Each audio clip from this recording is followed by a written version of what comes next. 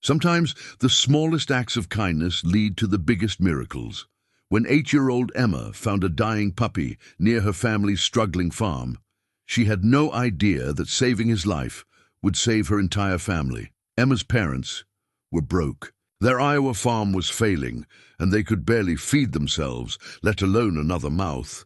But when she saw that little puppy shivering and alone by the fence, she couldn't walk away. Every night, she snuck him food and blankets, nursing him back to health with pure love. As the puppy grew stronger, something strange happened. He started leading Emma deep into the fields, digging at the same spots over and over.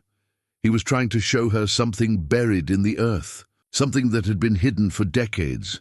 What was this loyal dog trying to tell her? Before we jump back in, tell us where you're tuning in from.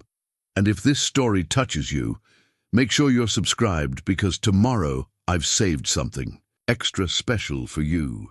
The October wind carried the scent of dying leaves across the Henderson farm as Emma crouched beside the old wooden fence, cradling the trembling puppy in her worn jacket. His breathing was shallow, barely visible beneath matted fur that had once been golden, but now appeared grey with dirt and neglect. She could feel his tiny ribs through his thin coat, and his dark eyes held a weariness that seemed far too old for such a young creature. Inside the farmhouse, warm light spilled from the kitchen windows where her parents, Sarah and Tom Henderson, sat hunched over a pile of bills that seemed to grow larger each month. Emma could see them through the glass, their faces etched with the kind of worry that had become permanent fixtures in their home. Her mother's auburn hair, once vibrant and carefully styled, now hung limp around her shoulders, while her father's strong hands that had worked this land for over 15 years, trembled slightly as he sorted through overdue notices. Though Henderson Farm had once been part of something much larger. On the living room mantel sat a faded photograph in a cracked silver frame, showing Emma's great-grandfather, William Henderson, standing proudly in front of vast golden fields that stretched beyond the horizon. In the photo, he wore a confident smile and held the reins of 2 magnificent draft horses, their coats gleaming in the sunlight. Behind him, the land rolled on for what looked like miles, a testament to the Henderson family's once considerable holdings in rural Iowa. But that was nearly 70 years ago. Now, the family clung to their remaining 50 acres like survivors holding onto a life raft in stormy seas. The rest of the land, over 400 acres of some of the richest farmland in the county, had been lost in what the family referred to only as the Troubles. Emma had heard whispered conversations between her parents about her great-grandfather's business partner, a man named Clayton Morrison, who had somehow ended up with most of the Henderson holdings after William's mysterious disappearance in 1952. "Emma, sweetheart, come inside," her mother called from the porch, wrapping a thin cardigan around her shoulders. Sarah's voice carried the musical quality that had once filled the local church choir, though these days it was tempered by exhaustion. "It's getting cold, and you know how your father worries when you're out after dark." Emma looked down at the puppy, whose breathing had grown slightly steadier since she'd wrapped him in her jacket. She couldn't leave him here to die, not when she had the power to help. Her great-grandmother had always said that kindness was the one thing that didn't cost money, and in a household where every penny was counted twice, Emma understood the value of free gifts. "Just a few more minutes, Mama," Emma called back, her voice steady despite the beating of her heart. She had already made her decision, though she knew her parents would never approve. They couldn't afford veterinary bills, couldn't spare food for another mouth, couldn't take on one more responsibility when they were barely managing to keep their own heads above water. Tom Henderson appeared in the doorway beside his wife, his weathered face softening when he saw his daughter. At 42, he carried himself with the dignity of a man who had worked honestly his entire life, though the constant worry had carved deep lines around his eyes. His grandfather's overalls hung loose on his frame. He'd lost weight over the summer when the corn crop had failed due to an unexpected drought. "Come on in, little bird," he said, using the nickname he'd given Emma when she was barely walking. "Your mama's got soup warming, and we've got some good news to share." Emma's heart lifted slightly. Good news had been scarce in the Henderson household lately.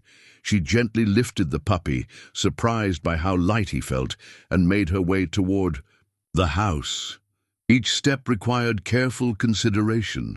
She couldn't let her parents see what she was carrying.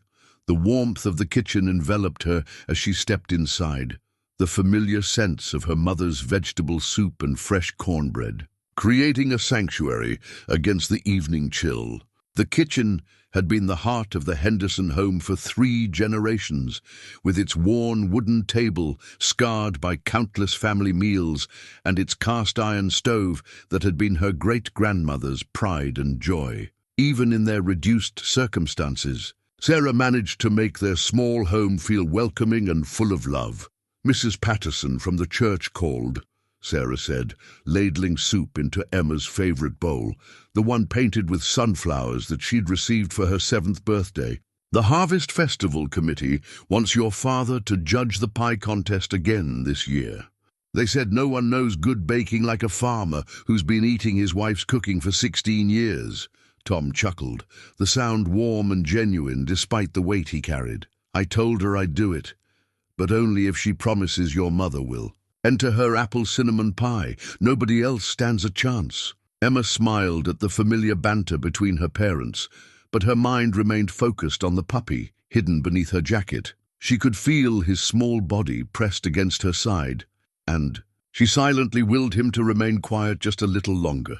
During dinner, she carefully slipped small pieces of chicken from her soup into her napkin, her movements subtle and practiced. After the dishes were cleared and her parents settled into their evening routine, Tom reading the farming reports, while Sarah worked on mending clothes by lamplight, Emma excused herself to her room.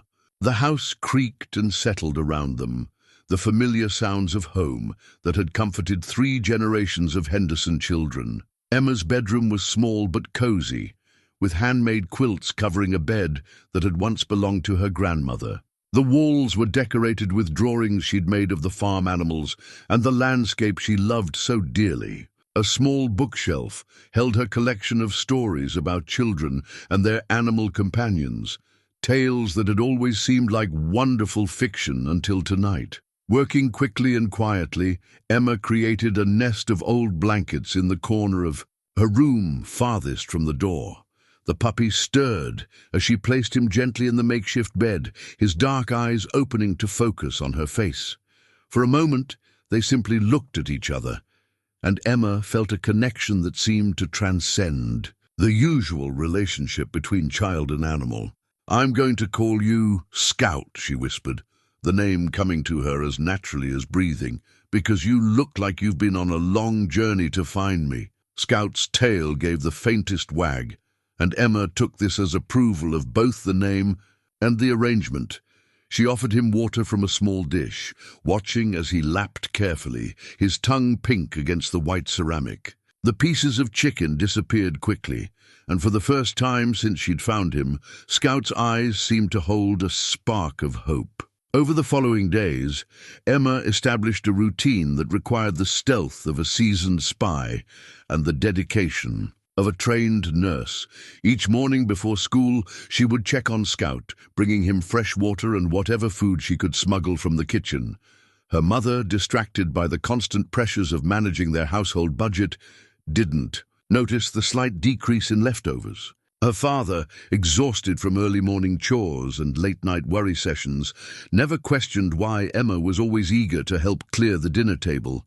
Scout's recovery was nothing short of miraculous. Day by day, his golden coat began to shine, revealing the beautiful coloring that had been hidden beneath layers of dirt and neglect. His ribs became less prominent as proper nutrition restored his strength, and his movements grew more confident and playful. Most remarkably, his eyes began to hold an intelligence that seemed almost human in its depth and understanding. Emma found herself looking forward to their secret moments together more than anything else in her day. Scout seemed to understand. The need for quiet during school hours, sleeping peacefully in his corner nest. But the moment Emma returned home, he would greet her with gentle enthusiasm, his tail wagging and his expression alert and engaged. It was during the third week of Scout's recovery that Emma first noticed his unusual behavior. Instead of settling contentedly in his blanket nest, Scout would move to her bedroom window and stare out at the fields beyond their property. His posture was alert and purposeful, as though he was watching for something specific. When Emma joined him at the window, Scout would look up at her and then back at the fields, almost as if he was trying to communicate something important. The fields he watched so intently belonged to the Morrison family, the descendants of Clayton Morrison, who had somehow acquired most of the Henderson land decades earlier. The current generation, led by Clayton's grandson Marcus Morrison, had expanded the original holdings into a substantial agricultural operation. Their modern equipment and well-maintained buildings stood in stark contrast to the Hendersons' modest farm, a daily reminder of what had been lost. Emma had grown up knowing that the Morrison land had once belonged to her family, but she had never questioned the circumstances of its transfer. It was simply part of the family's sad history, like her great-grandfather's disappearance and the gradual decline of their fortunes. But as she watched Scout's intense focus on those distant fields, Emma began to wonder if there might be more to the story than anyone had told her. One evening, as autumn painted the Iowa landscape in brilliant shades of gold and crimson, Emma sat beside Scout at her bedroom window. The setting sun cast long shadows across the Morrison fields, and Scout's attention was more focused than ever. He turned to look at Emma, and in his dark eyes she saw something that made her heart race with possibility. It was as though Scout was waiting for something or someone, as though his recovery had been preparation for a mission that only he understood. Emma reached out to stroke his now lustrous coat, and Scout leaned into her touch while never taking his eyes off the fields beyond. "What are you trying to tell me, boy?" Emma whispered, her voice barely audible in the quiet room. "What's out there that's so important?" Scout's response was to rise and move to the window, placing his front paws on the sill and looking back at Emma with an expression of unmistakable urgency. Whatever he was trying to communicate, Emma realized, it was something that couldn't wait much longer. The family photograph on the mantel downstairs seemed to hold new significance as Emma considered Scout's mysterious behavior. Her great-grandfather's confident smile and the vast fields behind him represented not just the family's lost prosperity, but perhaps secrets that had never been fully revealed. Emma found herself wondering what William Henderson had really known about his land, his partner, and the circumstances of his disappearance. As Scout continued his vigil at the window, Emma made a decision that would change everything. Tomorrow, she would follow wherever Scout wanted to lead her. Whatever he was trying to show her, whatever had brought him to their fence line in such desperate condition, she would find the courage to discover the truth. Outside, the Iowa wind carried the promise of change, and inside, a young girl and a miraculous dog prepared to embark on a journey that would restore not just their family's fortune, but their faith in the power of loyalty and love to overcome any obstacle. The morning mist clung to the Henderson farm like a whispered secret as Emma slipped out of the house before dawn, Scout padding silently beside her. The puppy had grown remarkably in the past month, his golden coat now gleaming with health and his movements displaying a confidence that seemed almost regal. What struck Emma most was the purposeful way he moved, as though every step was part of a carefully planned mission. Scout led her directly to the fence line where she had first discovered him. But this time, instead of the desperate creature she had rescued, he moved with the assurance of someone returning to familiar territory. He sniffed along the base of the old wooden posts, his nose working methodically, as though following a scent trail that only he could detect. "What is it, boy?" Emma whispered, crouching beside him as he pawed at a spot where the earth looked slightly disturbed. "What are you looking for?" Scout's response was to dig more intently, his strong paws sending small clouds of dark Iowa soil into the morning air. Emma watched in fascination as his movements became increasingly focused, as though he was homing in on something specific buried beneath the surface. After several minutes of determined digging, Scout's paw struck something that produced a dull, metallic sound. Emma's heart began to race as she helped him clear away the remaining soil, her small hands working alongside his paws until they uncovered a leather object that had been buried perhaps 6 inches below the surface. It was a collar, old and weathered by years in the earth, but remarkably well preserved. The leather had darkened with age, but Emma could still make out intricate tooling along its edges and a brass nameplate that was green with patina. She lifted it carefully, surprised by its substantial weight, and brushed away the remaining soil to reveal the inscription on the brass plate. The letters were still clearly visible despite the years underground. W.H. Guardian of Family Legacy, 1952. Emma's breath caught in her throat as she realized the significance of what she was holding. W.H. could only stand for William Henderson, her great-grandfather. The date, 1952, was the year he had mysteriously disappeared, leaving behind only questions and a family legacy that had somehow slipped away in his absence. Scout sat perfectly still beside her, his dark eyes fixed on the collar with an expression of profound recognition. It was as though he had been searching for this specific object, as though finding it had been his purpose from the very beginning. "This belonged to your ancestor, didn't it?" Emma asked, her voice filled with wonder. "You knew it was here." Scout's tail wagged once, a dignified acknowledgement that seemed to confirm her incredible suspicion. The implications were staggering. If Scout was descended from a dog that had belonged to her great-grandfather, then his appearance at their fence line was no accident. Someone, or something, had guided him to exactly the right place, at exactly the right time. Emma turned the collar over in her hands, examining every detail. The craftsmanship was exceptional, clearly the work of someone who had expected the collar to last for generations. Along the inside, she found additional markings, small symbols that looked almost like a code, and stitching that suggested the collar might have been designed to hold something more than just a nameplate. The morning sun began to burn away the mist as Emma made her way back to the house, the ancient collar hidden beneath her jacket, and Scout trotting beside her with obvious satisfaction. She felt as though she was carrying a piece of family history that had been waiting decades to be discovered, a tangible connection to the great-grandfather she had only known through faded photographs and whispered stories. At breakfast, Emma studied her parents with new eyes. Her mother moved around the kitchen with practiced efficiency, preparing Tom's lunch for another day of struggling to make their small farm profitable. Her father read the agricultural reports with the focused attention of a man who understood that knowledge was often the only weapon available to those who lacked resources. "Dad," Emma said carefully, cutting her pancakes into precise squares, "what exactly happened to Great-Grandpa William? I mean, why did he disappear?" Tom looked up from his newspaper, his expression growing thoughtful. Sarah paused in her lunch packing, her hands stilling as she considered the question that their daughter had never asked so directly before. "It's a complicated story, little bird," Tom said finally. "Your great-grandfather was a smart man, but he trusted the wrong person.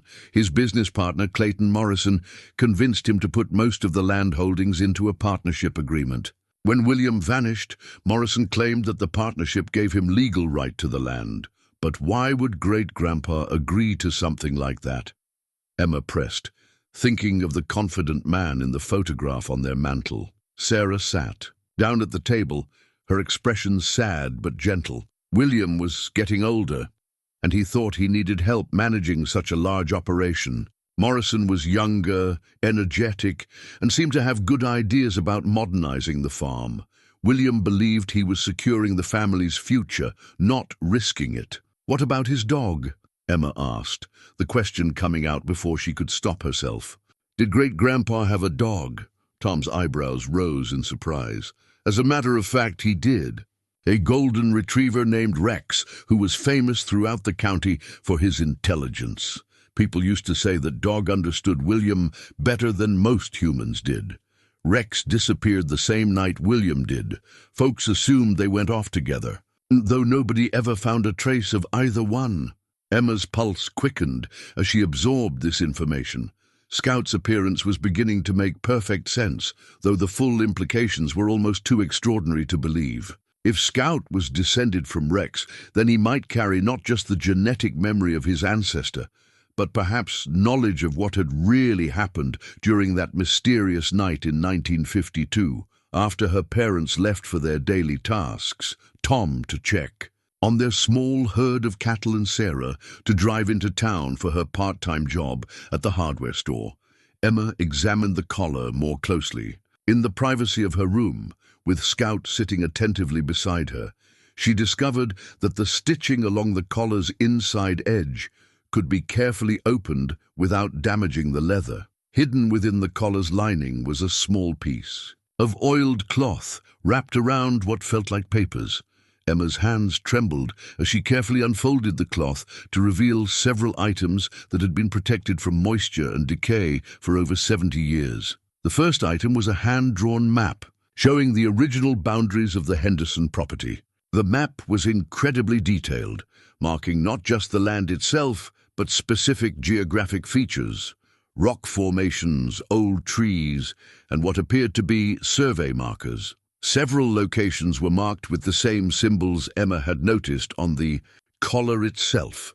The second item was a letter written in her great-grandfather's handwriting, addressed simply to future generations of the Henderson family. Emma's heart pounded as she unfolded the delicate paper and began to read. If you are reading this, then Rex's descendant has done what I trained him to do.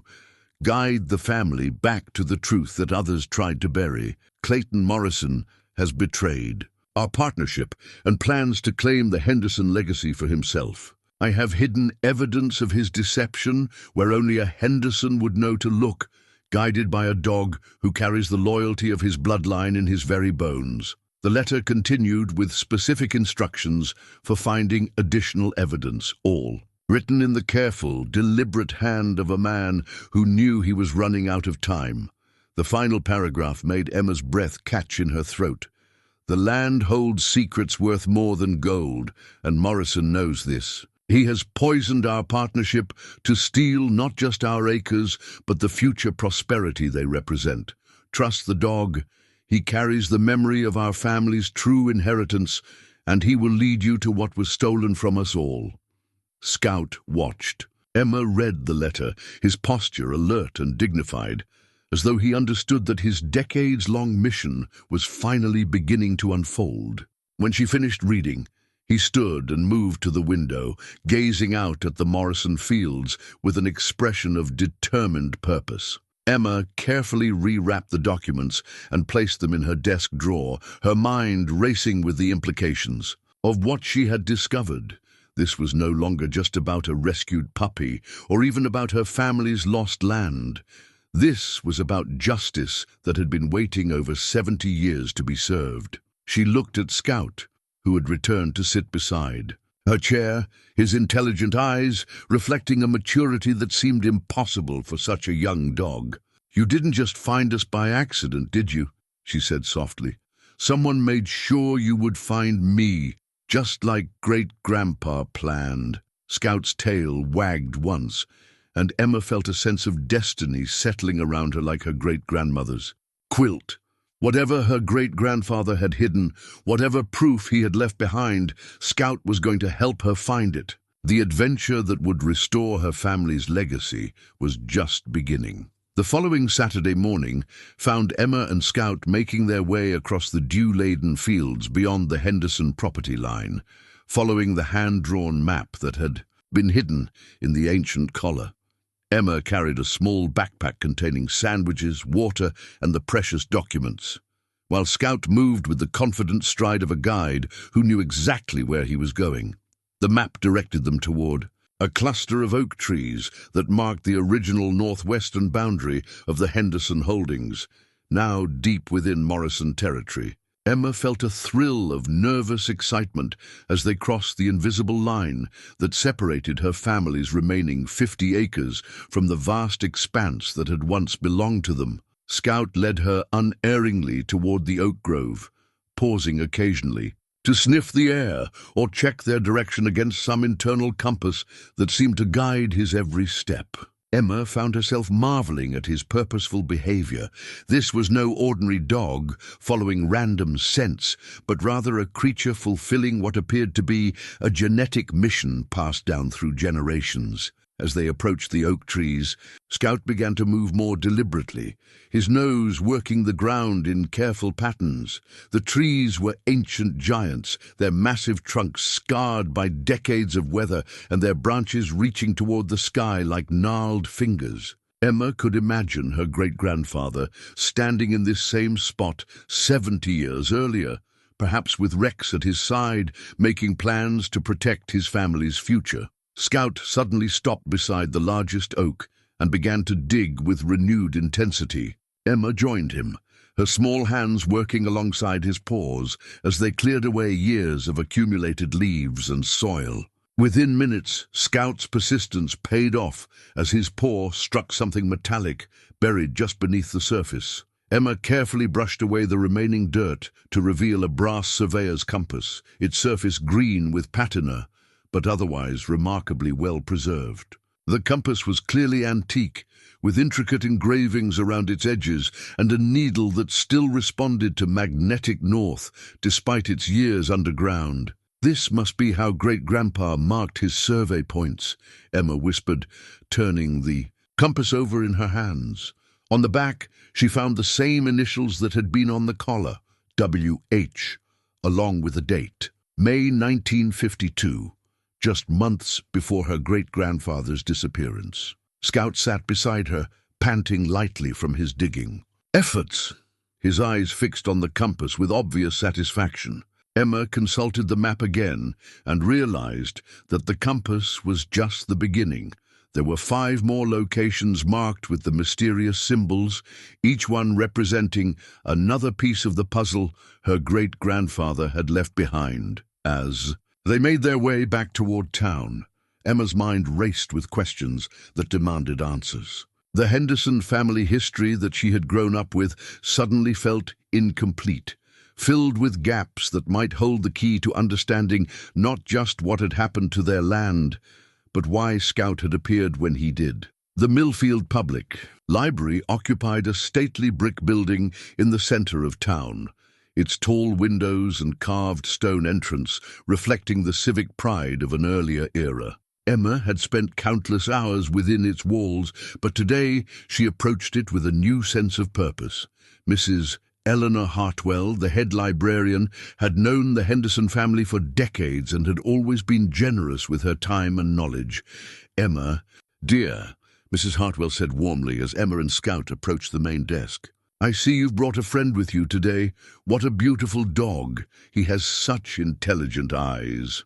Scout sat politely beside Emma, his posture dignified and alert, as though he understood the importance of making a good impression. Several other library patrons stopped to admire him, commenting on his remarkable bearing and obvious training.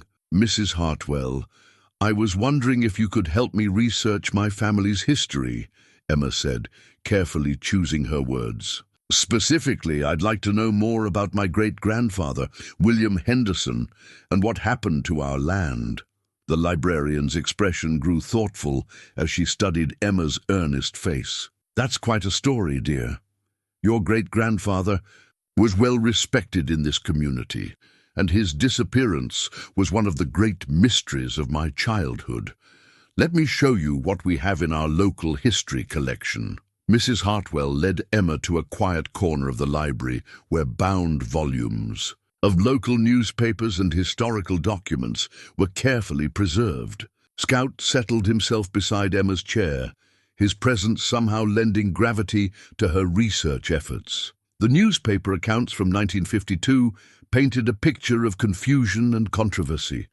William Henderson had been planning to expand his agricultural operation, investing in new equipment and exploring innovative farming techniques. His partnership with Clayton Morrison had been viewed as a shrewd business decision. Morrison was young, ambitious, and connected to agricultural interests throughout the state. But as Emma read deeper into the archived articles, she began to notice inconsistencies in the official story. Several newspaper accounts mentioned that William had been asking questions about mineral rights and oil exploration in the weeks before his disappearance. One article quoted him as saying he had made discoveries about the land that would change everything for future generations. Most intriguingly, Emma found a small item buried in the back pages of the Millfield Weekly from June 1952. Local farmer William Henderson was reportedly seen meeting with geological surveyors in the weeks before his disappearance. The purpose of these meetings remains unknown, though sources suggest Henderson believed his property might hold significant mineral deposits.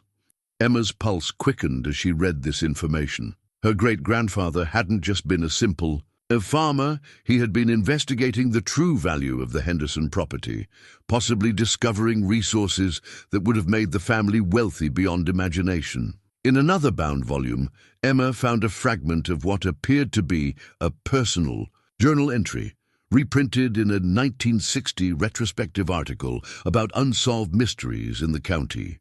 The fragment was water-damaged and incomplete, but the words that remained were electrifying. May 15th, 1952. The Geological Survey confirms what I suspected. The land holds more wealth than 3 generations could spend. Clayton grows suspicious. Of my activities, I must hide the proof where only family can find it. Rex understands. His loyalty will bridge the years until the truth can be revealed. The old oak stands watch over secrets that will restore our legacy. Emma stared at the page, her heart pounding as the pieces of the puzzle began to align. Her great-grandfather had discovered something valuable on the Henderson property, valuable enough to make Clayton Morrison willing to orchestrate a partnership fraud to steal it. William had sensed the betrayal coming and had hidden evidence with the help of his loyal dog, Rex. Scout seemed to sense Emma's excitement, his tail giving a subtle wag as she gathered the photocopies Mrs. Hartwell had made for her. The librarian watched their interaction with growing curiosity. "Emma, that dog of yours seems unusually attentive to your research," Mrs. Hartwell observed. "It's almost as though he understands what you're looking for." Emma looked down at Scout, whose dark eyes reflected an intelligence that seemed almost human in its depth. "I think he does understand, Mrs. Hartwell. I think he's been waiting his whole life to help me find these answers." As they prepared to leave the library, Emma felt the weight of destiny settling around her. The compass, the map, her great-grandfather's letter, and now the historical evidence all pointed toward the same incredible conclusion. The Henderson family had been robbed of something far more valuable than anyone had ever imagined, and Scout carried the genetic memory needed to reclaim it. Outside the library, the autumn afternoon sun cast long shadows across the town square. Emma looked toward the Morrison fields in the distance and made a silent promise to her great-grandfather's memory. Whatever William Henderson had hidden, whatever proof he had left behind, she and Scout would find it together. The adventure was far from over. It was just beginning to reveal its true scope and significance. Emma's discovery at the library filled her with a mixture of excitement and apprehension that made sleep nearly impossible. She lay in her bed that night, staring at the ceiling while Scout kept his vigil at the window, his silhouette a steady presence against the starlit sky. The journal fragment kept echoing in her mind. The old oak stands watch over secrets that will restore our legacy. The next morning brought unexpected drama when Emma's mother discovered the photocopied newspaper articles hidden in Emma's desk drawer. Sarah Henderson stood in her daughter's doorway, holding the papers with an expression of concern mixed with curiosity. "Emma, sweetheart, what's all this about?" Sarah asked, settling onto the edge of the bed. "Why are you researching your great-grandfather's disappearance?" Emma felt her cheeks flush as she scrambled for an explanation that wouldn't reveal Scout's true identity or the artifacts they had discovered. "I just wanted to know more about our family history, Mama. At school, we're doing a project about local historical figures, and I thought Great-Grandpa William would be interesting." Sarah's expression softened, but Emma could see the worry lines deepening around her mother's eyes. "Honey, some family history is better left alone. Your great-grandfather's disappearance caused a lot of pain for our family, and I don't want you getting upset by old tragedies." Scout rose from his position at the window and padded over to Sarah, sitting politely beside her and fixing her with his remarkably intelligent gaze. Sarah reached out to pet him, her expression growing thoughtful as she studied his noble bearing. "This, a dog of yours, is quite remarkable, Emma. He has such an old soul. Sometimes when I look at him, I feel like he's trying to tell me something important." Emma's heart raced at her mother's perceptive observation. "What do you mean, Mama?" Sarah continued stroking Scout's golden coat, her voice taking on a distant quality. "Your great-grandfather's dog, Rex, was legendary in this county. People used to say he could find lost cattle from miles away and that he seemed to understand human conversation better than most people. There's something about Scout that reminds me of the stories I heard about Rex when I was young." Before Emma could respond, her father appeared in the doorway, holding an official-looking envelope that made both Sarah and Emma's hearts sink. Tom's face was grim as he held up the letter. "We've got 30 days, he said quietly. "The bank is foreclosing on the farm. If we can't come up with the back payments and penalties, we'll lose everything." The room fell silent, except for the sound of Sarah's sharp intake of breath. Emma felt the world tilting around her as the reality of their situation crashed over her like a cold wave. They were going to lose their home, their farm, everything that connected them to their heritage. Scout seemed to sense the family's distress, moving to stand beside Emma and pressing his warm body against her side. His presence was comforting, but Emma could see in his eyes an urgency that seemed to say, "Now is the time." That evening, after her parents had spent hours poring over financial documents and making desperate phone calls to relatives and creditors, Emma slipped out of the house with Scout at her side. The moon was nearly full, casting silver light across the fields as they made their way toward the oak grove where they had found the compass. This time Scout led her to a different tree, a massive oak that stood slightly apart from the others, its trunk scarred by what looked like old survey marks. As Emma examined the tree more closely by flashlight, she could see that some of the scars had been deliberately carved, forming the same symbols that appeared on her great-grandfather's map.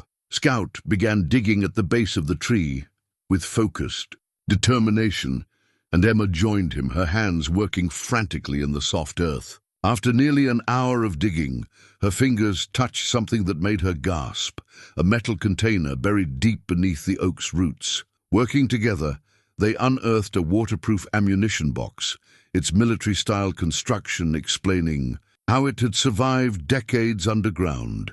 Emma's hands trembled as she opened the latch and raised the lid to reveal contents that would change everything. Inside the box was a collection of documents that took Emma's breath away. The first item was a handwritten copy of the original partnership agreement between William Henderson and Clayton Morrison.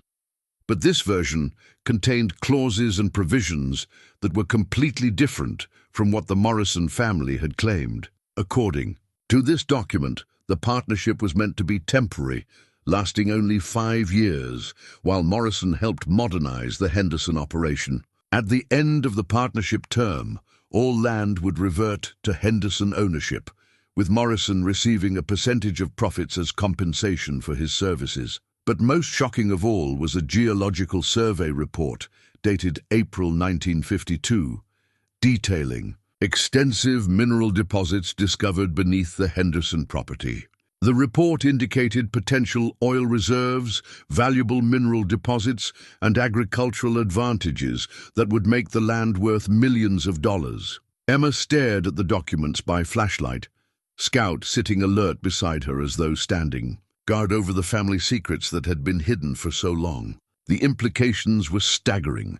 Not only had Clayton Morrison defrauded the Henderson family of their land, but he had done so knowing that the property contained resources that would make the rightful owners extraordinarily wealthy. A separate, sealed envelope contained what appeared to be correspondence between William Henderson and various geological experts, confirming that he had been systematically documenting the value of his property in the months before his disappearance. The final letter in the collection was addressed to the Henderson family and dated just days before William vanished. My dear family, if you are reading this, then Clayton has moved against me as I feared he would. The partnership agreement he convinced me to sign was fraudulent from the beginning.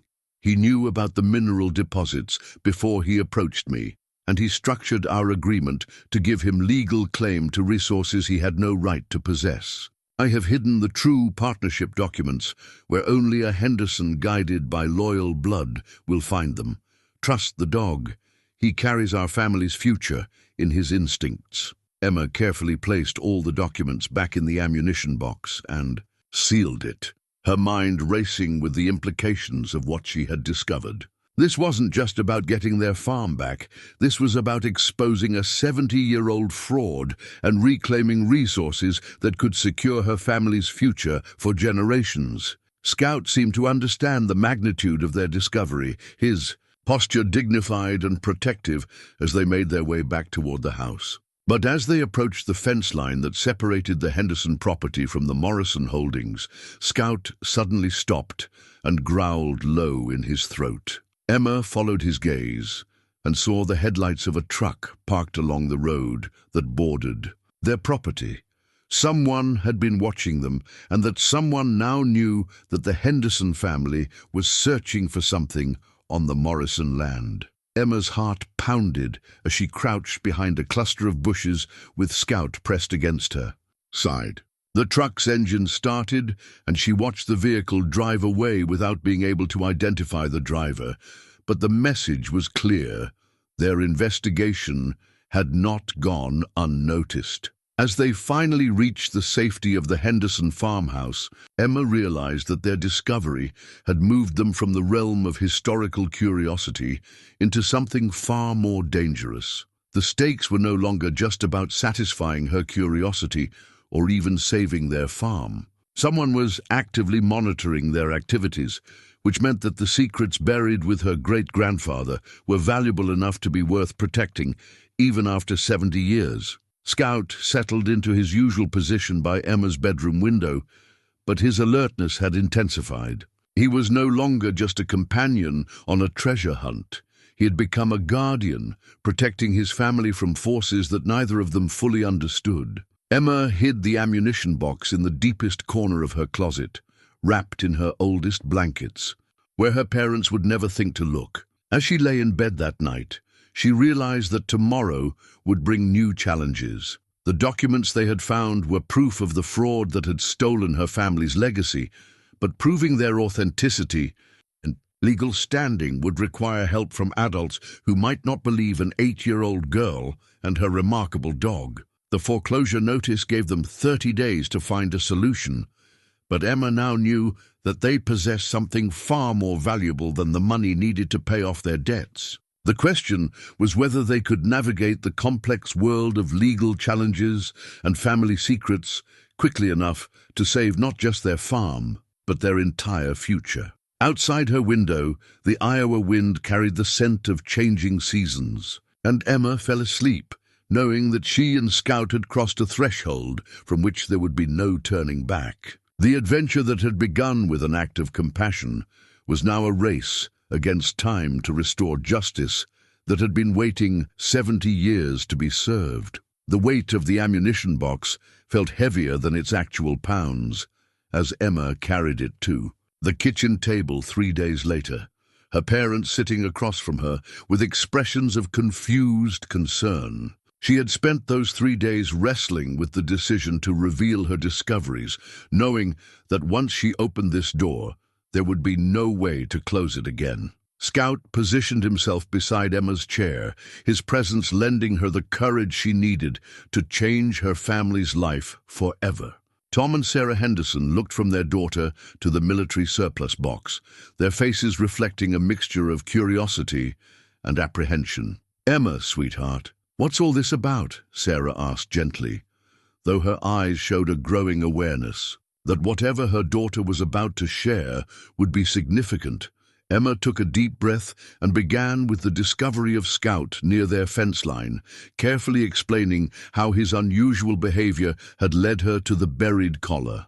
She watched her parents' expressions shift from confusion to amazement as she placed the weathered leather collar on the table, the brass nameplate catching the morning sunlight streaming through their kitchen window. Tom picked up the collar. With trembling hands, his weathered fingers tracing the engraved letters as recognition dawned on his face. "W.H., Guardian of Family Legacy," he read aloud, his voice thick with emotion.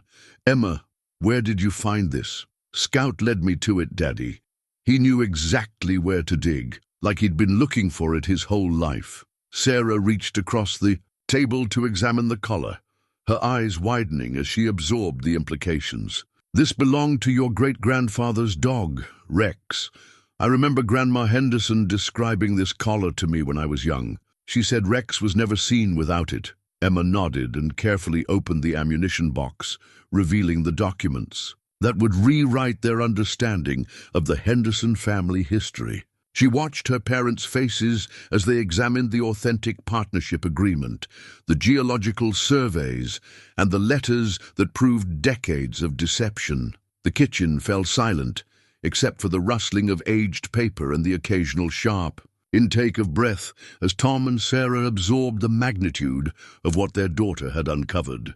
Scout remained perfectly still, his intelligent eyes moving between the family members as though he understood that this moment would determine the success of his lifelong mission. Tom was the first to speak, his voice hoarse with emotion. "Emma, if these documents are authentic, they prove that Clayton Morrison stole our land through fraud.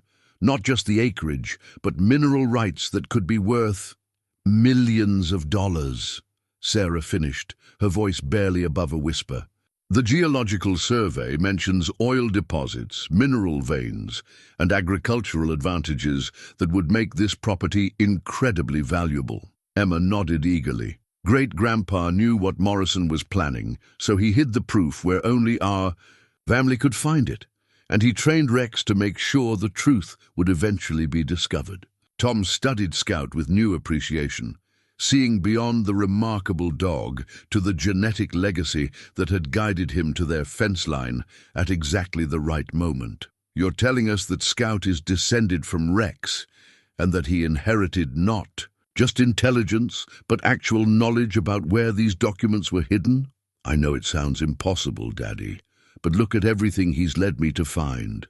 The collar, the compass, the documents. He knew where everything was buried." Sarah reached over to stroke Scout's golden coat, her touch gentle and reverent. "There are stories in this county about Rex's descendants, dogs that seem to carry memories in their bloodlines. Most people dismiss them as folklore, but looking at Scout now," her words were interrupted by a sharp knock at the front door.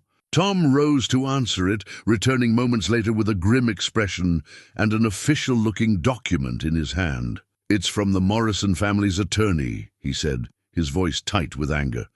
"They're claiming that we've been trespassing on their property and threatening legal action if we continue to disturb their land for any reason." Emma felt a chill run down her spine as she realized the implications.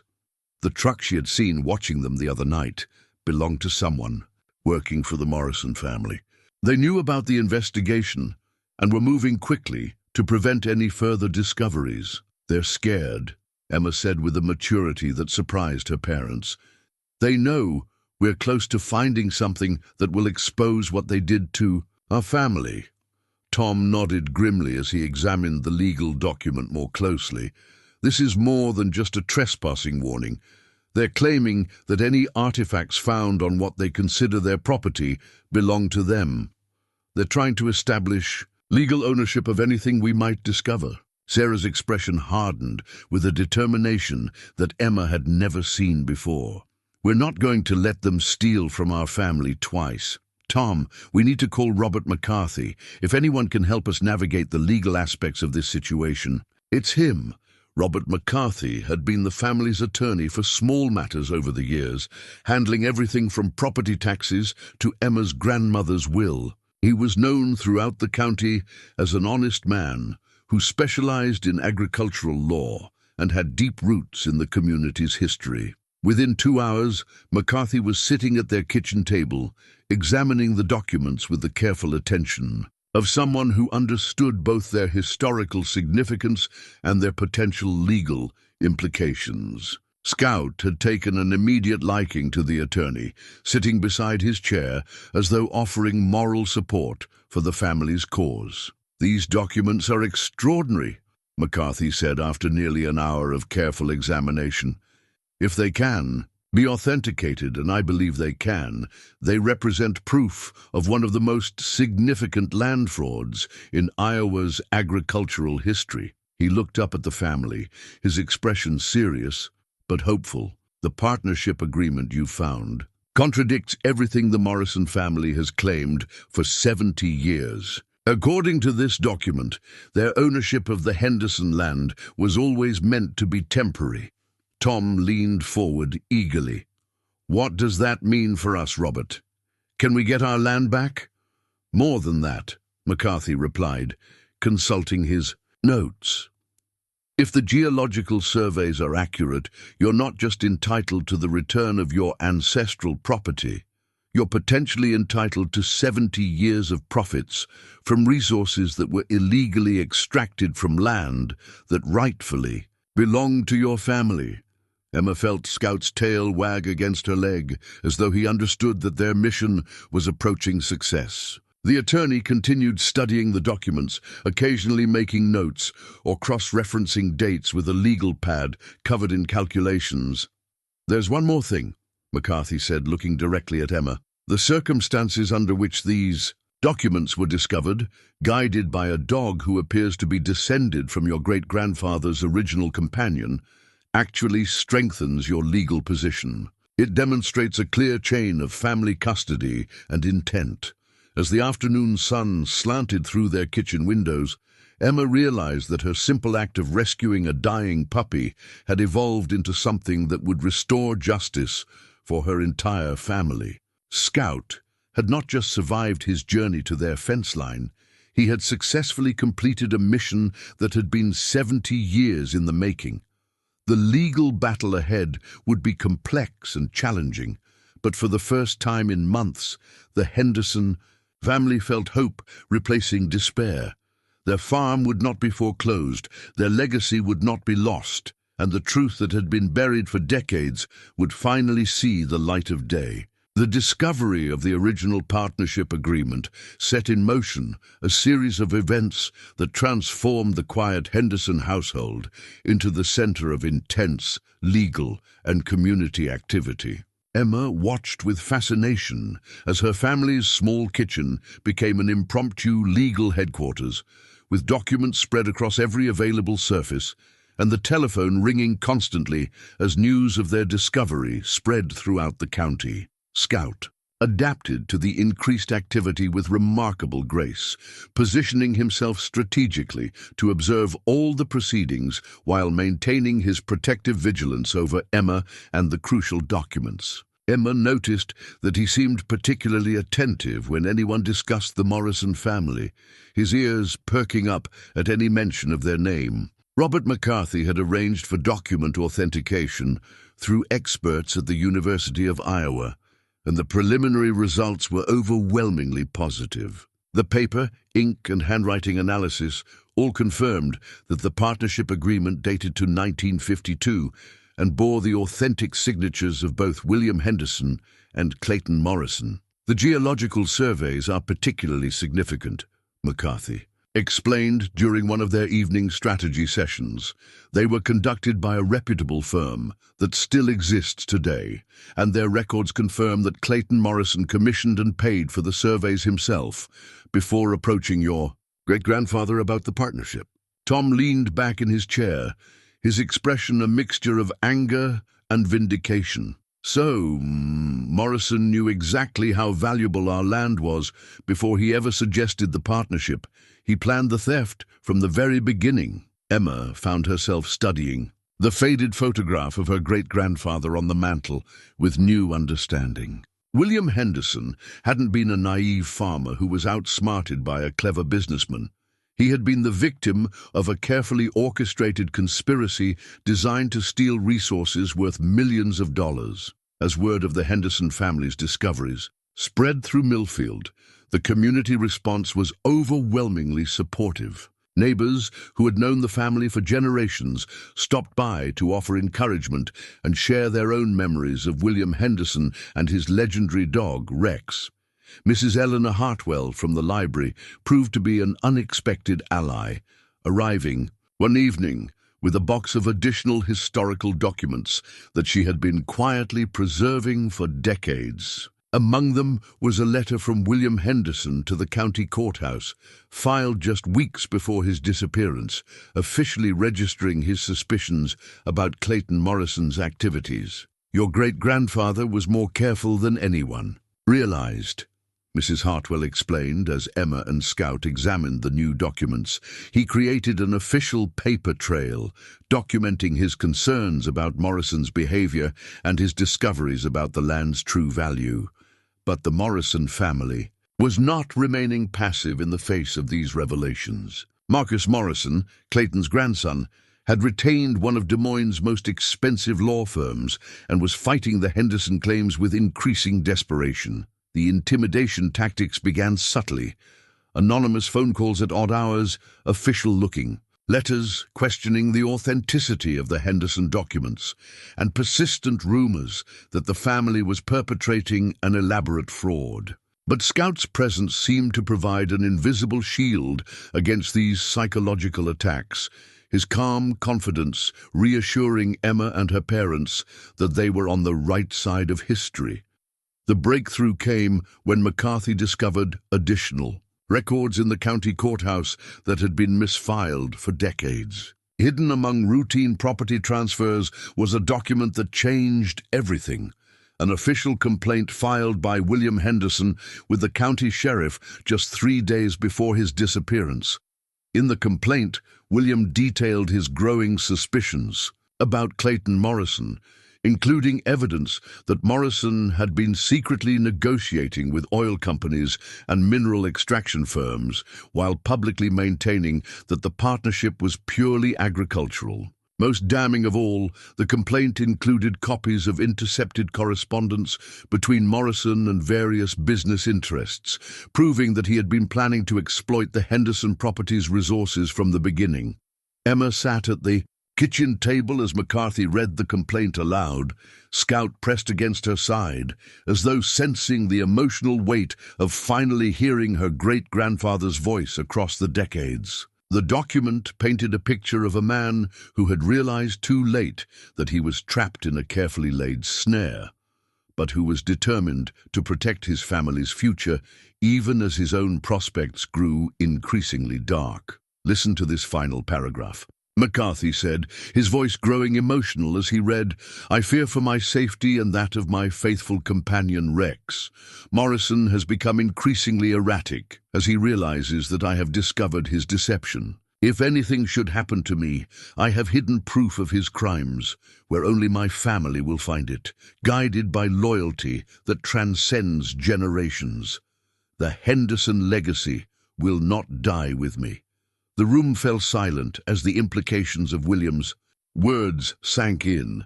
Emma looked at Scout, whose intelligent eyes seemed to reflect an understanding of his ancestral mission that went far beyond normal canine comprehension. Her great-grandfather had not only anticipated Morrison's betrayal, he had prepared for it with a plan that would protect his family's rights across 7 decades. The legal momentum was building in their favor, but Emma could sense that the Morrison family was growing desperate.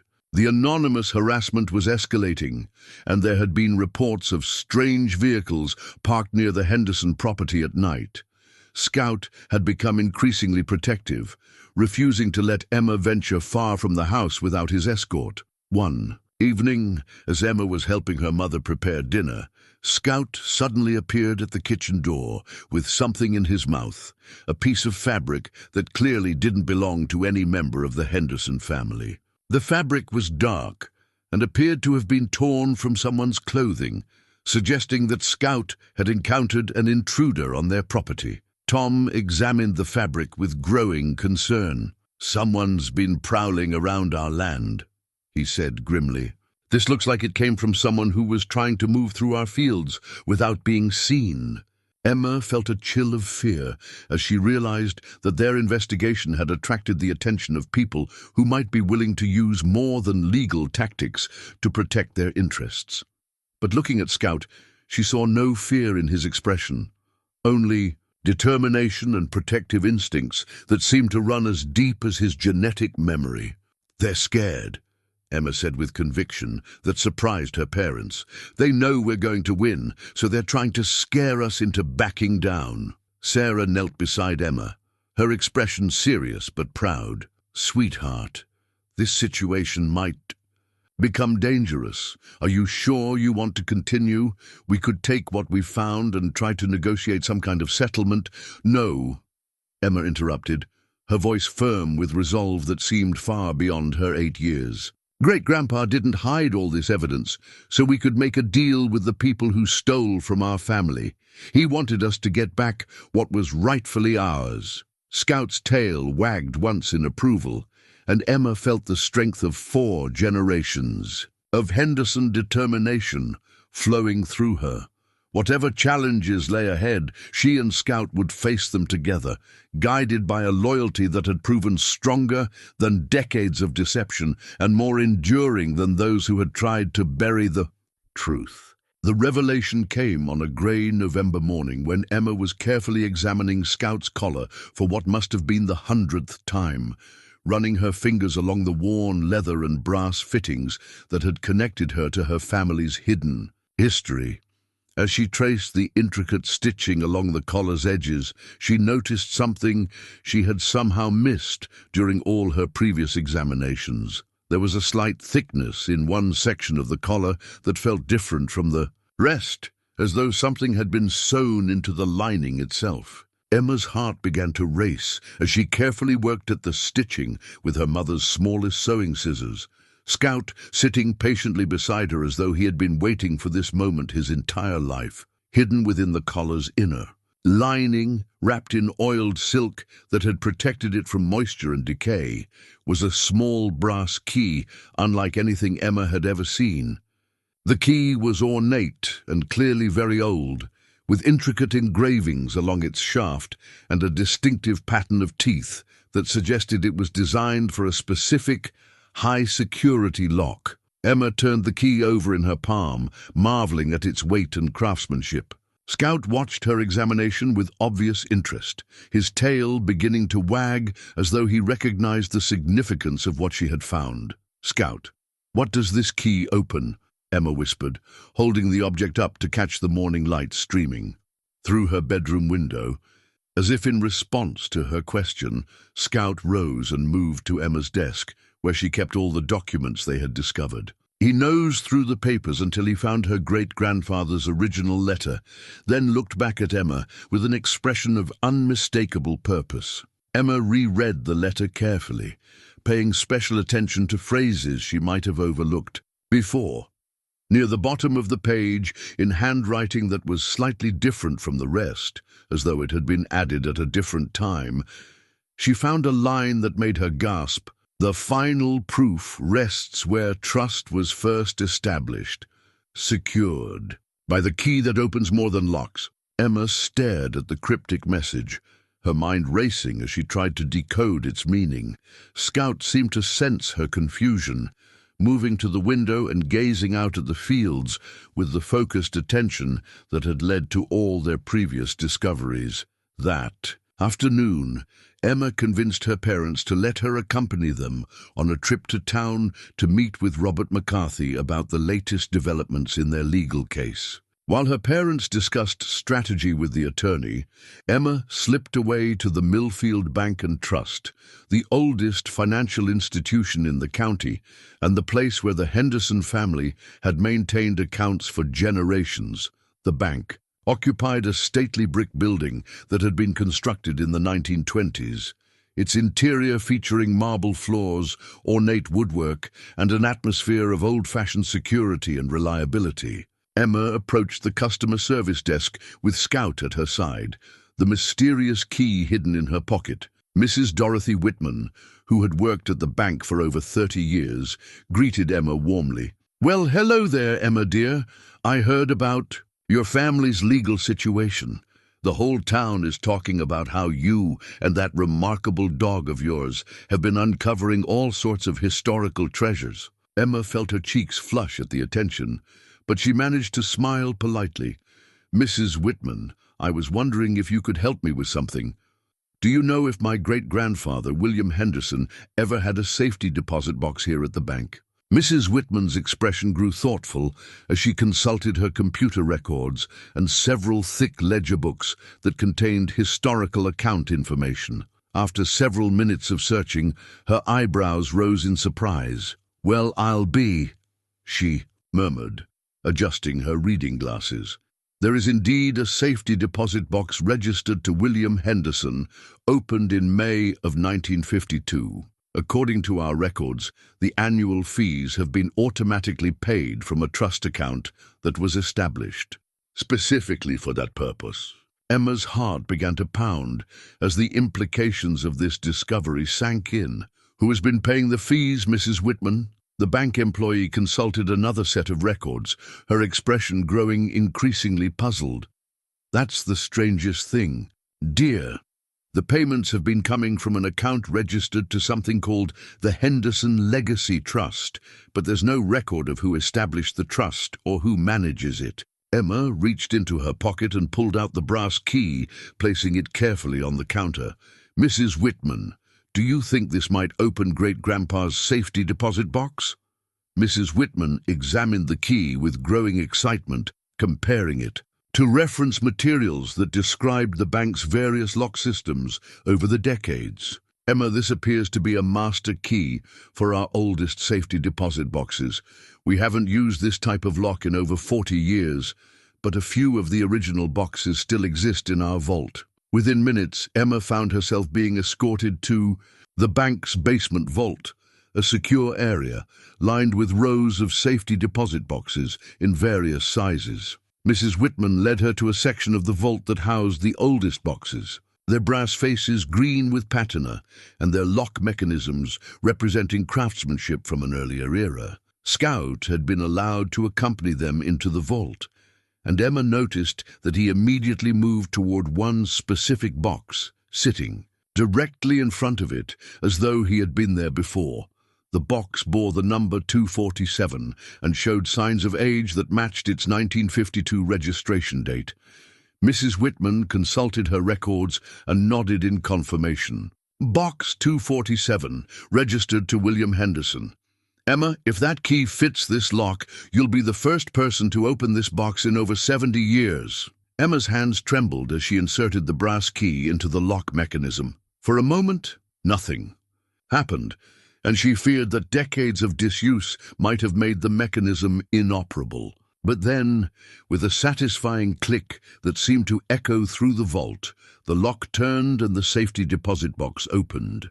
Inside the box were documents and objects that would forever change Emma's understanding of her family's story and Scout's remarkable journey to their fence line. The first item she encountered was a thick manila envelope marked "For future generations of the Henderson family," written in her great-grandfather's careful handwriting. Inside the envelope were legal documents that proved the Henderson family's ownership of not just the land that had been stolen by Clayton Morrison, but mineral and oil rights that had been secretly exploited for decades. The geological surveys were even more detailed than the ones they had found buried beneath the oak tree, indicating deposits worth not just millions, but potentially tens of millions of dollars. But the most shocking discovery was a second envelope marked "The Truth About Rex and His Legacy." Emma opened it with trembling fingers and found documents that revealed the extraordinary reality behind Scout's appearance in their lives. According to the papers, William Henderson had not only trained Rex to locate the hidden evidence of Morrison's fraud, he had arranged for Rex to be bred with specific female dogs whose offspring would carry the genetic memory and training necessary to complete the mission across multiple generations. The documents included detailed breeding records, training notes, and even photographs showing Rex with a series of female dogs, all carefully selected for intelligence, loyalty, and specific physical characteristics. Most incredibly, the record showed that Rex's descendants had been secretly cared for by a network of people loyal to the Henderson family, each generation waiting for the right moment to guide the next heir to the hidden truth. A final document. In the envelope was a letter from someone named Margaret Thornton, dated just 3 months earlier. "Dear Henderson family, the time has come to restore justice to your bloodline. Scout is the culmination of 70 years of careful breeding and training, the great-great-grandson of Rex, and he has been prepared his entire life for this mission. When you found him by your fence line, it was no accident. I placed him there. Just as my grandmother placed his great-grandfather, and as my mother placed his grandfather, the loyalty runs deeper than bloodline. It is a sacred trust that transcends generations." Emma stared at the letter, her mind reeling as she absorbed the implications of what she was reading. Scout had not been a stray puppy in need of rescue. He had been deliberately placed in her path by people who had been waiting decades for the right moment to restore justice to the Henderson family. She looked at Scout, who sat beside her with an expression of profound dignity and satisfaction, as though his lifelong mission was finally approaching completion. His dark eyes reflected an intelligence and purpose that now made perfect sense. He had been trained from birth to find her, to guide her to the evidence, and to protect her throughout the process of reclaiming their family's legacy. The safety deposit box contained additional items: cash to cover legal expenses, contact information for allies throughout the state, and even detailed maps showing the full extent of the oil and mineral extraction that had been conducted on Henderson land without their knowledge or consent. But perhaps most importantly, the box contained irrefutable proof that the Morrison family had not only stolen the Henderson land through fraud, they had been secretly extracting and selling resources from that land for over 70 years, accumulating a fortune that rightfully belonged to Emma's family. As Emma and Scout made their way back to the bank's main floor, Emma realized that her simple act of compassion in rescuing a dying puppy had been the final step in a plan that had been 7 decades in the making. Scout had not just led her to justice, he had been created specifically to ensure that justice would be served.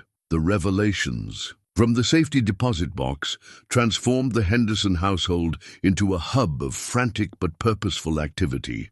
Emma sat at the kitchen table that evening, surrounded by her parents, Robert McCarthy and Mrs. Eleanor Hartwell, while Scout maintained his dignified position beside Emma's chair as they processed the magnitude of what they had discovered. The court summons lay in the center of the table like a declaration of war, official papers demanding that the Henderson family appear before Judge Patricia Morrison, no relation to the defendant family despite the shared name, to present their case for the return of their ancestral property and the compensation owed for 70 years of fraudulent resource extraction. "The evidence is overwhelming," McCarthy said, organizing the documents into neat piles that represented different aspects of their case. The original partnership agreement, the geological surveys, William's official complaints, and now the safety deposit box materials. It all forms a comprehensive picture of premeditated fraud spanning multiple generations. Tom Henderson studied the financial documents with expressions of amazement and anger alternating across his weathered face. Robert, these extraction records show that the Morrison family has been pulling oil and minerals from our land since 1955. The value of what they've stolen exceeds $50 million, McCarthy finished, consulting his legal pad covered with calculations. And that's just the documented extraction. There may be additional reserves that haven't been tapped yet. Emma found herself watching Scout during these intense planning sessions, marveling at how he seemed to understand every word of their discussions. His posture remained alert and protective, and she noticed that he would sometimes move to the window or door when the conversation turned to potential dangers from the Morrison family. The opposition had not been idle during the Henderson family's discoveries. Marcus Morrison had retained the law firm of Kellerman, Price and Associates from Des Moines, known throughout Iowa for their aggressive tactics and their ability to tie up cases in litigation for years. They had already filed countersuits, claiming that the Henderson documents were forgeries, that the safety deposit box had been planted recently, and that Emma's family was perpetrating an elaborate fraud designed to steal legitimately owned property. More troubling were the intimidation tactics that had escalated since Emma's discovery at the bank. Strange vehicles had been spotted near the Henderson property at all hours. The family's telephone had been ringing with hang-up calls, and there had been subtle but unmistakable threats delivered through intermediaries in town. "They're getting desperate," Sarah said, her voice tight with concern as she read through the latest legal filing from the Morrison attorneys. "Listen to this. They're claiming that Emma is too young to testify reliably, and that Scout's behavior proves nothing more than good training." Emma felt a surge of indignation at the suggestion that her testimony couldn't be trusted because of her age. "Mrs. Hartwell, you saw how Scout led me to everything we found. That wasn't training. That was something much deeper. The elderly." Librarian nodded thoughtfully, her fingers stroking Scout's golden coat as she spoke. "I've lived in this county for over 60 years, and I've seen 3 generations of Rex's descendants. Each one displayed the same remarkable intelligence and purposeful behavior. There's something in their bloodline that goes beyond normal canine capabilities." McCarthy looked up from his legal preparations with a question that had been troubling Emma for days. "Emma, there's one thing I need to ask you about before we go to court. The letter from Margaret Thornton mentions that Scout was deliberately placed near your fence line. Do you have any idea who Margaret Thornton is, or how we might contact her?" Emma had been wondering the same thing, but Scout's reaction to the question provided an unexpected answer. The dog rose from his position beside her chair and moved to the kitchen door, scratching gently at the wooden surface while looking back at Emma with an expression of clear intent. "I think he wants to show us something," Emma said, rising to follow Scout outside. The November evening was crisp and clear, with stars beginning to appear in the darkening sky as Scout led Emma and her parents across their small property toward the fence line where this entire adventure had begun. But instead of stopping at the familiar location where Emma had first found him, Scout continued along the fence line to a section that bordered the old Thornton property. The Thornton farm had been abandoned for over a decade, its buildings falling into disrepair and its fields returning to prairie grass. Emma had always assumed the property was empty, but as they approached the old farmhouse, she could see warm light glowing from one of the downstairs windows. Scout led them directly to the front porch, where he sat down and barked once, a sound that was dignified and purposeful rather than urgent or demanding. Within moments, the front door opened to reveal an elderly woman with silver hair and kind eyes that seemed remarkably familiar. "I've been wondering when you would find your way here," the woman said warmly, her voice carrying the musical quality of someone who had spent years teaching children. "I'm Margaret Thornton, and I've been waiting a very long time to meet Emma Henderson." Emma felt her heart racing as she realized she was standing face to face with the woman who had orchestrated Scout's placement in her path. Margaret Thornton appeared to be in her 70s, with the bearing of someone who had lived a life filled with purpose and patience. "Mrs. Thornton," Emma said, her voice barely above a whisper, "you're the one who brought Scout to our fence line." Margaret nodded, her expression filled with satisfaction and pride. "My grandmother Clara was William Henderson's closest friend, and she was the only person he trusted with the truth about Rex and the plan to protect your family's legacy. When William disappeared, Clara took responsibility for ensuring that Rex's bloodline would survive until the right moment arrived. She invited them into her farmhouse, which Emma quickly realized was far from abandoned. The interior was warm and comfortable, filled with photographs and documents that chronicled 70 years of secretly protecting the Henderson family's interests. "Every generation of our families has been connected," Margaret explained as she served tea and showed them photograph albums documenting Rex's descendants. "My mother cared for Rex's son, I cared for his grandson, and now I've had the honor of preparing Scout for his mission." Emma studied photographs showing dogs that looked remarkably similar to Scout, each one posed with members of the Thornton family across different decades. The resemblance was striking, but what amazed Emma most was the consistent expression of intelligence and purpose that seemed to characterize every generation. "Mrs. Thornton, how did you know it was time for Scout to find us?" Sarah asked, her voice filled with wonder and gratitude. Margaret smiled as she reached over to pet Scout, who had settled contentedly beside her chair. "I've been monitoring the Henderson family situation for years, waiting for the right combination of need and opportunity. When I learned about the foreclosure notice, I knew that Emma would need Scout's guidance more than ever." She turned to Emma with an expression of profound respect. "Your great-grandfather chose well when he designed this plan. He knew that the family member who would ultimately restore justice would need to have a pure heart and the courage to act with compassion even when resources were scarce." Tom leaned forward, his expression serious. "Mrs. Thornton, the Morrison family has become increasingly aggressive in trying to stop our legal case.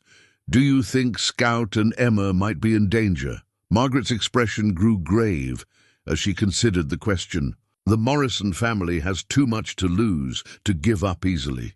Marcus Morrison inherited not just the stolen land, but the knowledge of what his grandfather did to acquire it. He spent his entire adult life profiting from resources that were never rightfully his." She looked directly at Emma, her eyes reflecting both concern and confidence.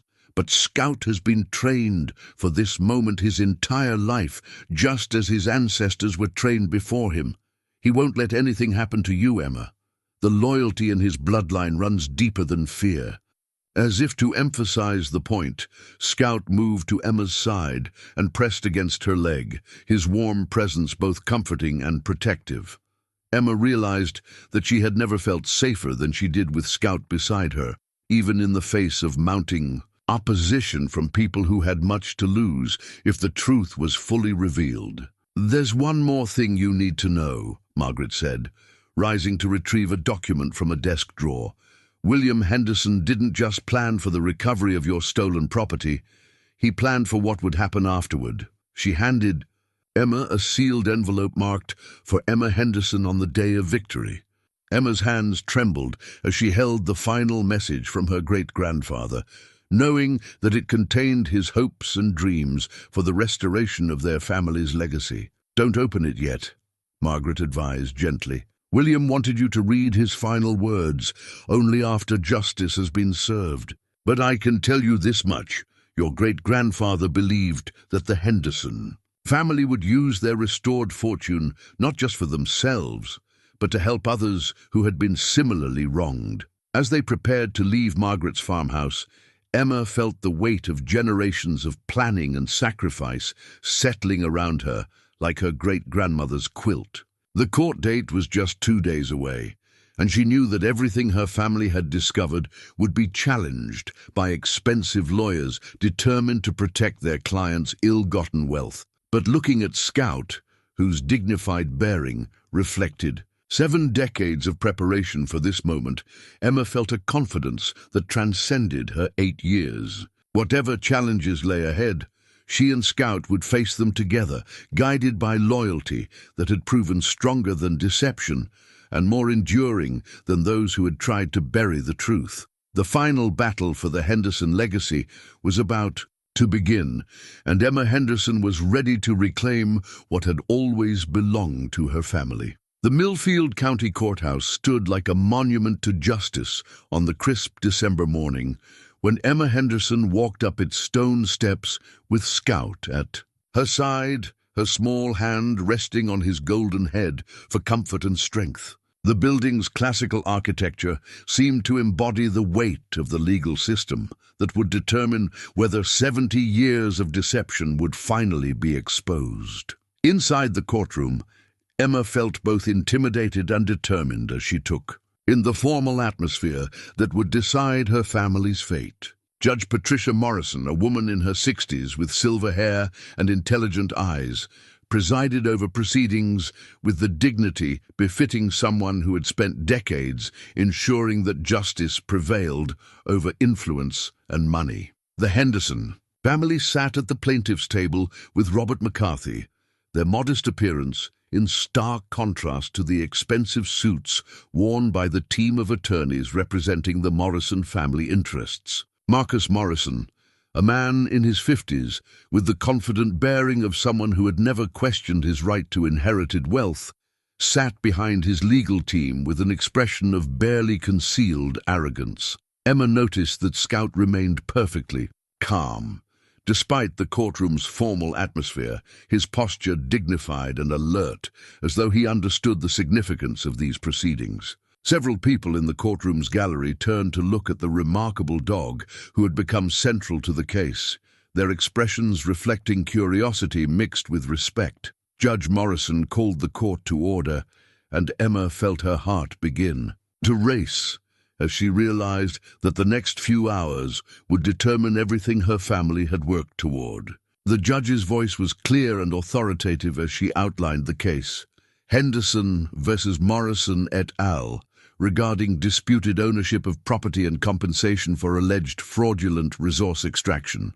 McCarthy rose to present the Henderson family's case, his opening statement painting a picture of deliberate deception spanning 3 generations. He methodically introduced each piece of evidence they had discovered, from the collar that had started their investigation to the safety deposit box that had revealed the full scope of the fraud. "Your Honor," McCarthy said, holding up the original partnership agreement, "this document proves that Clayton Morrison entered into his business relationship with William Henderson with full knowledge of the property's mineral wealth and with the deliberate intent to steal that wealth through fraudulent legal maneuvering."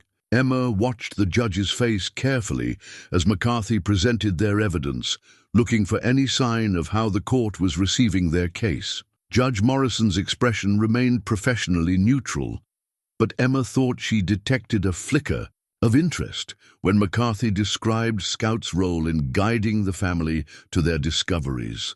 The Morrison family's lead attorney, Jonathan Kellerman, was a man in his 40s with the polished appearance of someone who commanded high fees for protecting wealthy clients. His opening statement attempted to paint the Henderson discoveries as an elaborate hoax designed to steal legitimately owned property. "Your Honor, the plaintiffs are asking this court to overturn 70 years of established property ownership based on documents that mysteriously appeared just as the Henderson family faced foreclosure," Kellerman argued.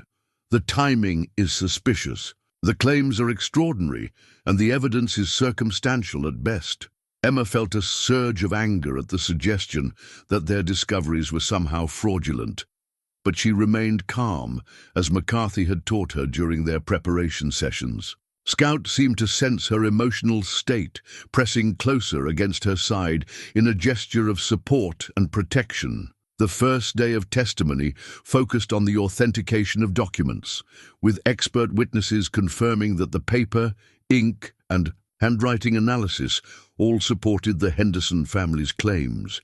Mrs. Eleanor Hartwell testified about the historical context of William Henderson's disappearance, providing community perspective on the events of 1952. Emma's moment came when Judge Morrison called her to the witness stand.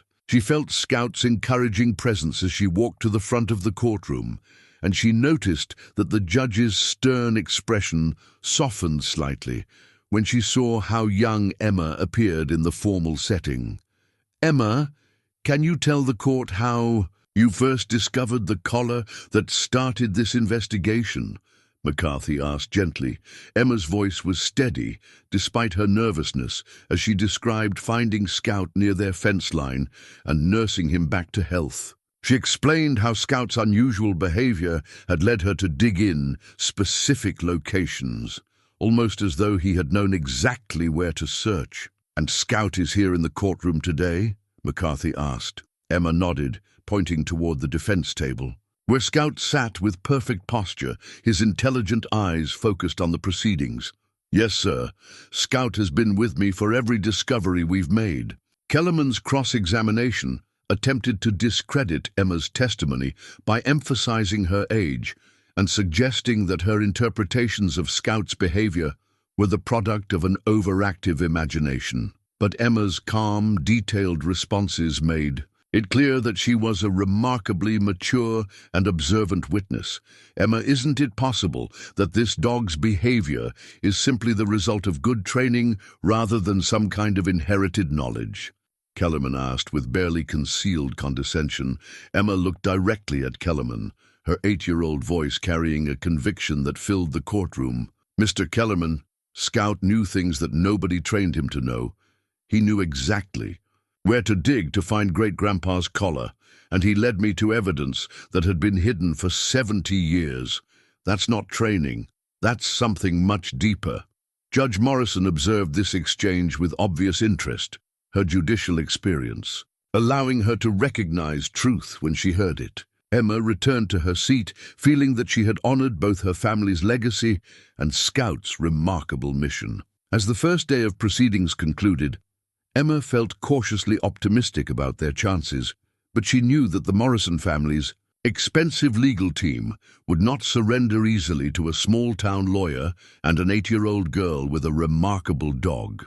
The second day of court proceedings began with testimony that would prove decisive in determining the Henderson family's case. Margaret Thornton took the witness stand with the dignity of someone who had spent 70 years protecting a sacred trust, her silver hair catching the morning light as she prepared to reveal secrets that had been carefully guarded for generations. McCarthy approached his questioning with the reverence due to someone who had dedicated her life to ensuring justice would eventually be served. "Mrs. Thornton, can you tell the court about your family's relationship with William Henderson?" Margaret's voice was clear and strong as she described the friendship between her grandmother Clara and William Henderson, explaining how Clara had been entrusted with the mission of protecting Rex's bloodline until the right moment arrived to restore the Henderson family's legacy.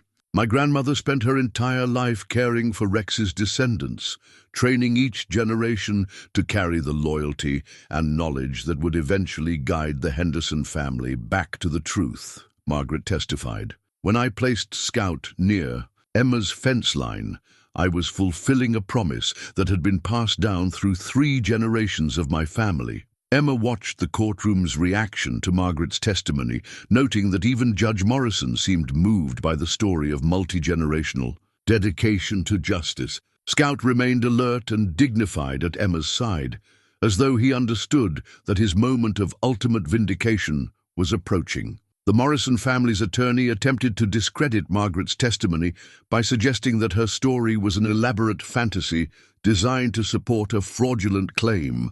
But Margaret's calm responses and the detailed documentation she provided made it clear that her family's involvement was both genuine and carefully planned. The breakthrough moment came when McCarthy called Dr. Elena Rodriguez, a genetics expert from Iowa State University, to testify about Scout's remarkable lineage.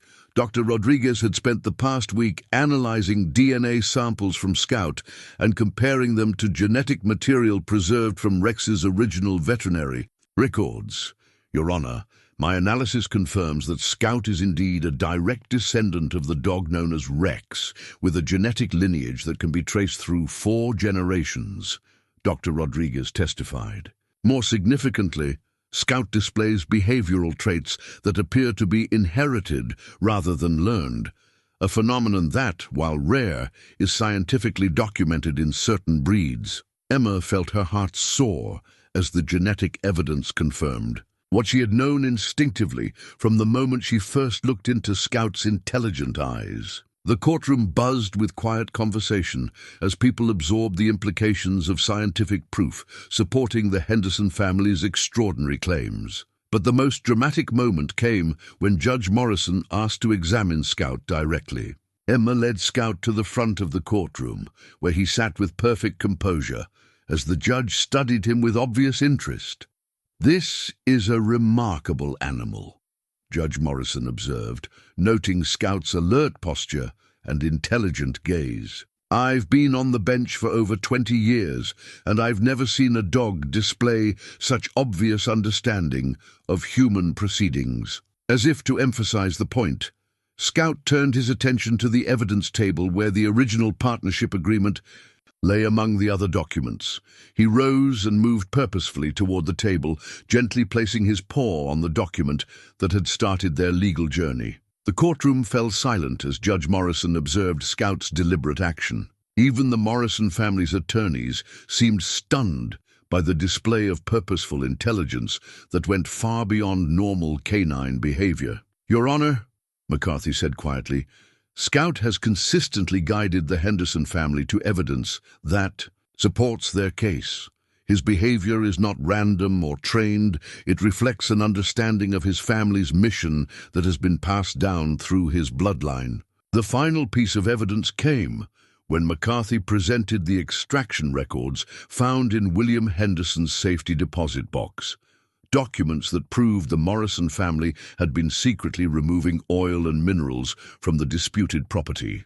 For over 70 years, Marcus Morrison's expression grew increasingly desperate as the evidence mounted against his family's claims. The geological surveys, the partnership agreement, the safety deposit box contents, and now the genetic evidence all combined to paint an overwhelming picture of multi-generational fraud. In his closing argument, Kellerman made a last attempt to discredit the Henderson case by arguing that the evidence was too convenient, the timing too suspicious, and the claims too extraordinary to be believed. But his arguments rang hollow against the mountain of authentic documentation and testimony that supported Emma's discoveries. McCarthy's closing statement was simple and powerful. "Your Honor, this case is about more than property rights or mineral extraction.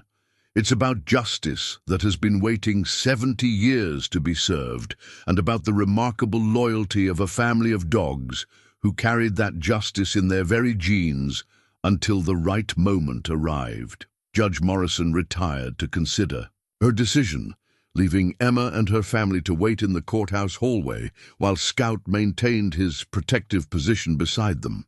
Emma could feel the weight of generations of planning and sacrifice as they awaited the verdict that would determine whether her simple act of compassion in rescuing a dying puppy would result in the restoration of her family's legacy. When Judge Morrison returned to the courtroom an hour later, her expression was serious but resolute. Emma felt Scout press closer against her side as they prepared to hear the decision that would change their lives forever. The moment of truth had finally arrived, and Emma Henderson was ready to learn whether justice delayed for 70 years would finally be justice served. 6 months had passed since Judge Morrison delivered her historic verdict, and Emma Henderson stood in the same golden fields where her adventure with Scout had begun, marveling at how completely their world had transformed. The foreclosure notice that had once threatened to destroy their family now seemed like a distant nightmare, replaced by opportunities that her great-grandfather had only dreamed of when he first hid his evidence beneath the Iowa soil. Scout wore a new collar now, gleaming golden leather with a brass nameplate that read Guardian of Family Legacy, crafted by the same artisan who had made his ancestor Rex's collar 70 years earlier. The collar was more than an accessory. It was a symbol of honor, recognizing the loyal dog who had successfully completed the most important mission in Henderson family history. The courtroom victory had been decisive and comprehensive. Judge Morrison's verdict not only restored the Henderson family's ownership of their ancestral 450 acres, but also awarded them compensation for 70 years of fraudulent mineral and oil extraction. The total settlement, including accumulated interest and penalties, exceeded $52 million, a sum that transformed the struggling farm family into one of the wealthiest landowners in Iowa.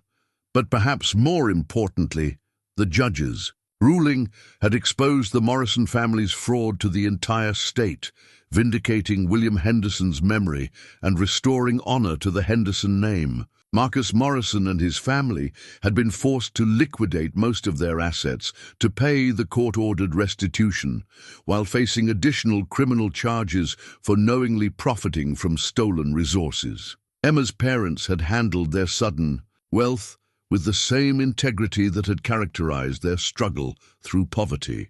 They had modernized their farming operation, purchased the best equipment available, and hired several local families to help manage their expanded holdings. But they had also established the William Henderson Foundation, dedicated to helping other farm families avoid foreclosure and supporting agricultural education throughout rural Iowa. The Foundation's first major project was the restoration of the old Thornton farmhouse, which now served as both Margaret Thornton's comfortable home and a museum dedicated to preserving the history of the Henderson family's remarkable journey to justice. Visitors came from across the Midwest to hear the story of the little girl who saved a sick puppy and discovered a $50 million secret. Emma, now 9 years old and something of a local celebrity, had handled the attention with the same maturity she had displayed throughout their legal battle. She regularly spoke at schools and community events, sharing the lessons she had learned about compassion, persistence, and the power of doing what's right, even when it's difficult. But the most meaningful changes were visible in the quiet moments of their daily life.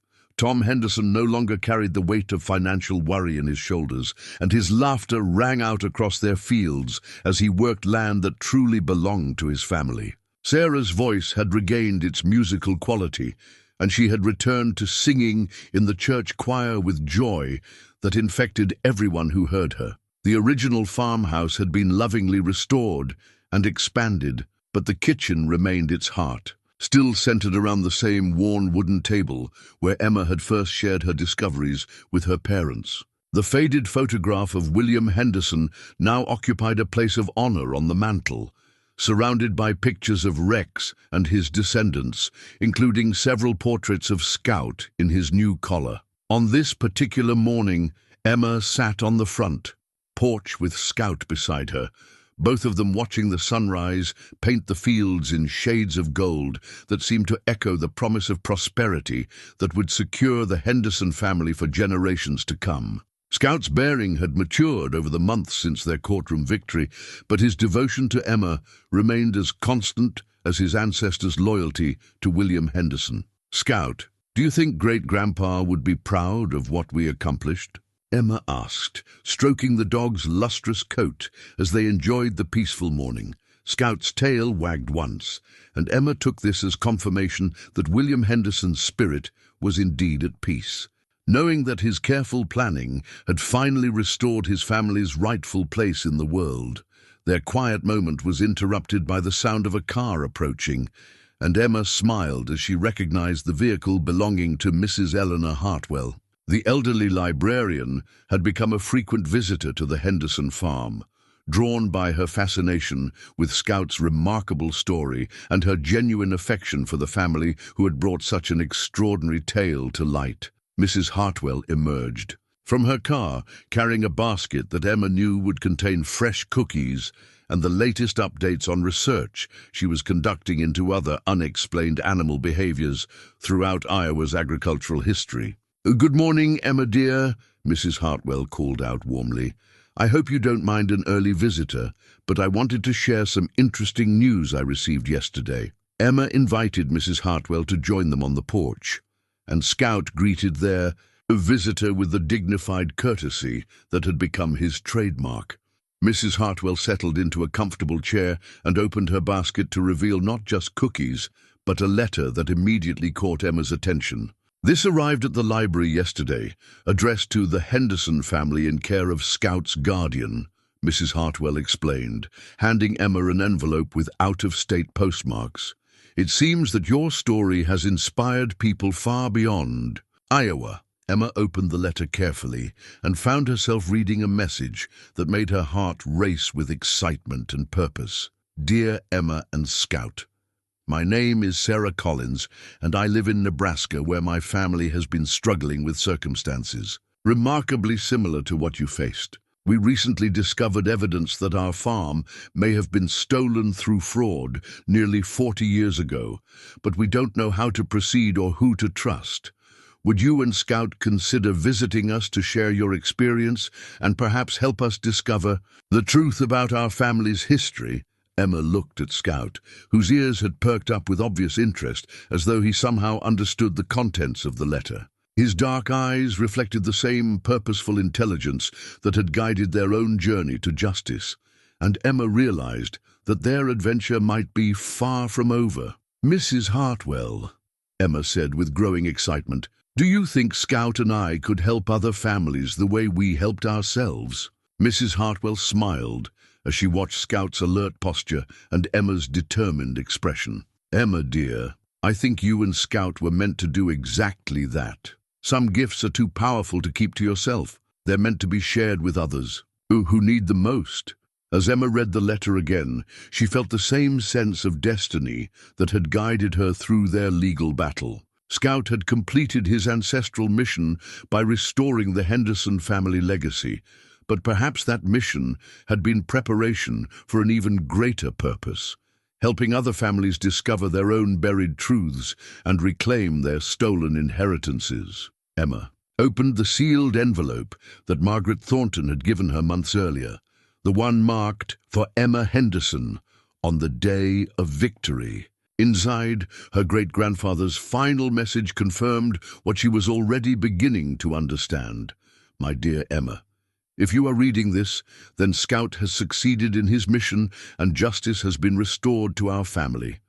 But I hope you will understand that the gifts you and Scout possess, compassion, courage, and the ability to uncover buried truth, are not meant only for the Henderson family. There are others who need what you can provide. Other families whose legacies have been stolen and who lack the resources to fight for what is rightfully theirs. I pray that you will use the fortune you have restored to help them find their own path to justice."